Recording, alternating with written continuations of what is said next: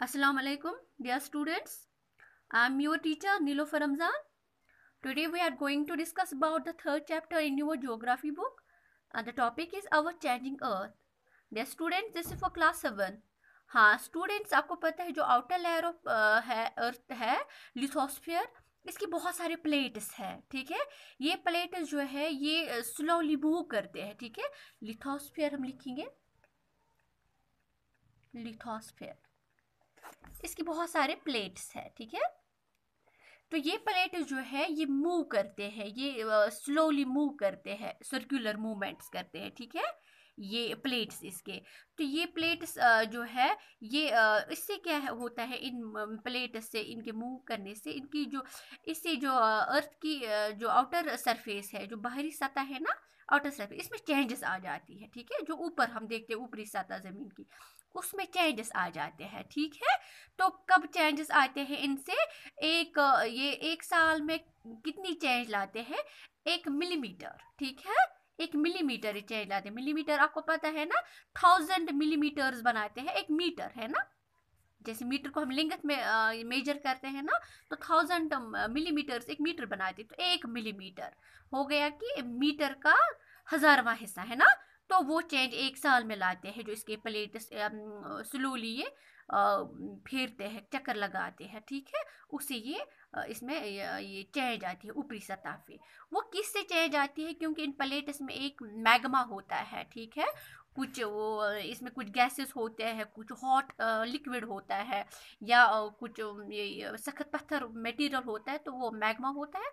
उसी के पिघलने से इसके मूवमेंट्स हो जाते हैं और इससे ज़मीन की ऊपरी सतह पे चेंजेस आते हैं। ठीक है डियर स्टूडेंट्स, तो ये चेंजेस जो ऊपरी सतह पे आते हैं, ये डिपेंड करता है कि ये इनमें कितना फोर्स है, कितने ये प्लेट्स तेजी से चलते हैं। अगर ये तेजी से चलते हैं तो उससे ज़्यादा ही चेंजेस आ जाते हैं, अगर स्लोली चलते हैं तो कम चेंज आ जाती है। ठीक है, तो ये चेंजेस बाहर हमने देखा ना, इन प्लेट्स के अंदरूनी ये घूमने से बाहरी सतह पे चेंज आ जाती है। जो ये अंदरूनी चेंज आती है, ये अंदरूनी अंदरूनी भी है ना चेंज, ये घूमते हैं, उस अंदरूनी चेंज को कहते हैं, जो ये है ना अंदरूनी फोर्स, जो अंदर ये घूमते हैं, ये फोर्स है ना, कुछ फोर्स ही है ये जो इनको मूव कराता है। इस मैग्मा से ये लावा जो होता है ये पिघल जाता है, इसे ये मूव करते हैं। तो उस अंदरूनी फोर्स को हम बोलते हैं एंडोजेनिक फोर्सेस। ठीक है, एंडोजेनिक फोर्सेस। ठीक है डियर स्टूडेंट्स, एंडोजेनिक फोर्सेस हो गए ये इंटीरियर। ठीक है, इंटीरियर फोर्स ये है इंटीरियर, ये आप याद रखोगे, इंटीरियर फोर्स। इंटीरियर फोर्स होगा ना ये अंदरूनी। ठीक है, ये अंदरूनी फोर्स जो इनको मूवमेंट कराता है, इसको हम बोलते हैं एंडोजेनिक फोर्स। ठीक है, दूसरा है इसमें जो बाहरी सतह पे ये चेंज आती है, ये है ना आउटर सरफेस जो हम बाहर देखते हैं, इस सतह पे भी चेंज आ जाती है ना, वो वहाँ वो क्या, या तो ये फट जाती है या तो इसमें फैल जाती है। वो चेंजेस जो बाहरी सतह को आते हैं उसको बोलते हैं एक्सोजेनिक फोर्स। ठीक है,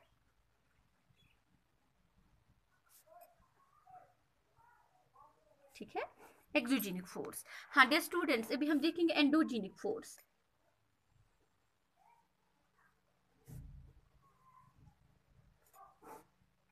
एंडोजेनिक फोर्स जो है डियर स्टूडेंट्स, ये एंडोजेन्स हो गए ना, अंदरूनी, ये हम देखेंगे पहले। ये कुछ फोर्सेस कभी ये बहुत स्लो चलते हैं, कभी स्लो होते हैं। ठीक है, तो कभी है ये स्लो होते हैं, जब ये स्लो होते हैं उससे क्या आ जाते हैं, वो ये एंडोजेनिक फोर्सेस, ये कभी स्लो होते हैं या कभी ये बहुत ही फास्ट होते हैं, कभी अचानक होते हैं। ठीक है, कभी ये अचानक ये आ जाते हैं एंडोजेनिक फोर्सेस, तो ये तो उसे ये कभी सडन अचानक आ जाते हैं। ठीक है, अचानक जब ये फोर्स जब अचानक ये इनकी हरकत हो जाती है, ठीक है, उसको हम बोलते हैं सडन फोर्स। ठीक है, ये कभी सडन फोर्सेस, ठीक है, सडन फोर्स। ठीक है, ये कभी जब तेज चलते हैं तो अचानक जमीन की यहाँ अचानक वहां पे चेंज आ जाती है। हाँ ठीक है। यहाँ पे ये लावा होता है ना, ये जो मैंने अभी बोला, कुछ हॉट लिक्विड होता है, कुछ ये डिजॉल्व्ड गैसेस होते हैं, वो लावा मैग्मा, ठीक है। वो मैग्मा यही होता है, कोई वो बना हुआ होता है कुछ डिजॉल्व्ड गैसेस से, या कोई सॉलिड पत्थर रॉक, ठीक है, या मिनरल्स होते हैं, या हॉट लिक्विड होता है, वो मैग्मा होता है। वो मैग्मा जब पिघल जाता है, उसे कभी इतनी फोर्स में तेजी से जब ये चलता है, तेजी से जब चलता है, तो उसे अचानक चेंज आ जाती है, ठीक है, सडन चेंज, ठीक है, सडन फोर्स उसे आ जाता है, ठीक है। और कभी कभार ये स्लोली चलता है, ठीक है, आराम से चलता है, तो इसको हम बोलते हैं डायस्ट्रोपिक फोर्स, ठीक है, डायस्ट्रोपिक डायस्ट्रोफिक फोर्सेस। तो ये हो गए स्लो मूवमेंट्स, ये कभी आराम से चलते हैं, तो उससे ये हो जाता है। सडन फोर्सेस से क्या, जब ये अचानक मूवमेंट्स करते हैं, अचानक ये पिघल जाता है ये मैग्मा, तो इससे सडन फोर्सेस अर्थक्वेक हम देखते हैं, ठीक है, अर्थक्वेक। तो इनसे स्लो मूवमेंट से क्या बन जाता है, आराम से इनसे बन जाते हैं माउंटेन्स, ठीक है, बिल्डिंग माउंटेन्स।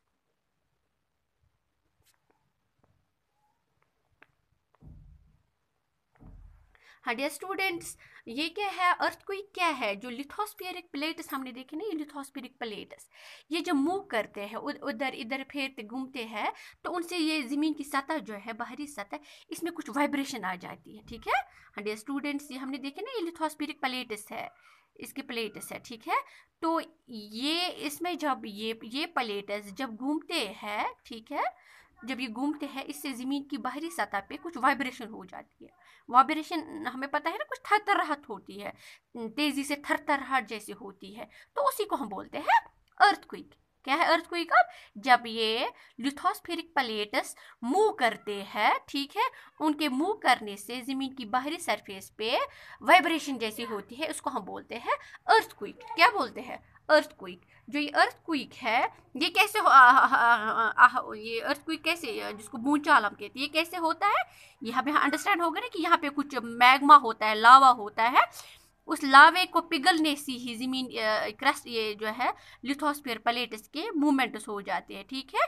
जब ये मूवमेंट्स तेज़ी से हो जाते हैं, तो ज़मीन की बाहरी सतह पे जैसे वाइब्रेशन हो जाती है, और हमें लगता है ज़मीन घूम जाती है, तो ये उसको हम बोलते हैं अर्थक्वेक, ठीक है। अब जब ज़मीन की ये सतह यहाँ से ये निकलता है, ये अर्थक्वेक, जहाँ से ये अर्थक्वेक जो है, जहाँ पे ये स्टार्ट हो जाता है, यहाँ से अगर ये स्टार्ट हो गया, ठीक है, जो अर्थ की क्रस्ट है ना, ये ऊपरी सतह, यहाँ से अगर ये स्टार्ट हो गया, ठीक है, यहाँ से स्टार्ट हो गया इसकी ये थरथराहट, ठीक है, किसी पॉइंट से निकलती है ना, ये लावा जो पिघलता है, अब इसको कहीं से निकलना है, जमीन से बाहर निकलना है, ये किसी कमजोर जगह से निकलता है बाहर, अगर ये यहाँ से निकला, तो इसको हम बोलते हैं, यहाँ पे इसका ये फोकस है। क्या है ये? फोकस। फिर जो ये ऊपर उठा, ये पूरी जमीन पे ये ऊपर उठा, इसकी ऊपरी सतह पे ये अब उठा, उसको हम बोलते हैं एपिसेंटर। क्या बोलते हैं? एपिसेंटर, ठीक है डियर स्टूडेंट्स। जिस कमजोर पॉइंट से निकलता है, ये देखता है ना अपना कोई रास्ते में, कहाँ से अब जमीन से बाहर निकलूँ, ये लावा जो पिघलता है, तो उस पॉइंट को जहाँ से ये निकलता है, उसको फोकस बोलते हैं। अब जब ये बाहर निकल गया, जिस जगह पे ये ऊपर फैल गया, इसके ऊपर, इस पॉइंट के ऊपर अभी फैल गया है ना, अब ये जमीन ऊपर, ऊपरी सतह, उसको हम बोलते हैं एपिसेंटर, ठीक है। तो एपिसेंटर के नज़दीक ज़्यादा डैमेज हो जाता है, क्योंकि वहाँ पे ये वाइब्रेशन बहुत फास्ट होती है, ठीक है, इसको हम बोलते हैं अर्थक्वेक। तो ये एंडोजेनिक फोर्सेस में आता है डियर स्टूडेंट्स। दूसरा क्या है जो सडन, ये सडन फोर्स में निकलता है? एक तो अर्थक्वेक, दूसरा वॉल्केनो।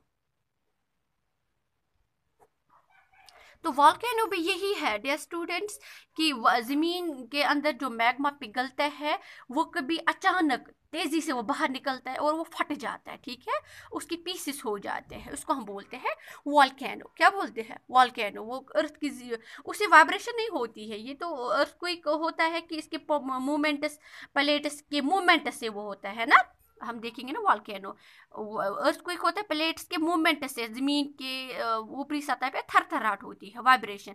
मगर वॉल्केनो क्या होता है, ये अचानक से निकल जाते हैं, किसी पॉइंट से अचानक इससे थरथराहट नहीं हो जाएगी, किसी एक पर्टिकुलर जगह में ये फट जाएगा और वहाँ पे कुछ डैमेज हो सकता है, ठीक है भाई। ये है वॉल्केनो, ठीक है। तो ये भी अचानक है कि मैग्मा पिघल जाता है, ठीक है। और है लैंडस्लाइड्स, ये भी इन्हीं से आ जाता है, लैंडस्लाइड्स। तो ये भी सडन फोर्स से आ जाता है। लैंडस्लाइड हम जैसे हम पसियाँ गिरते हैं ना, हमें पता है जो जवाहरलाल टनल है ना बानिहाल रोड से, हमें पता है वहाँ से पसियाँ गिर जाती है, ठीक है। ये भी ज़मीन के अंदर कुछ फोर्स होता है, प्रेशर होता है, वहाँ से अचानक ये कुछ लावा पिघलता है और उससे ज़मीन ये जो है पसियाँ गिराती है, लैंडस्लाइड्स, ठीक है। ये है इंडोजेनिक फोर्सेस, इससे अर्थ की ज़मीन ये जो है आउटर सरफेस पे चेंजेस आ जाती है, ठीक है।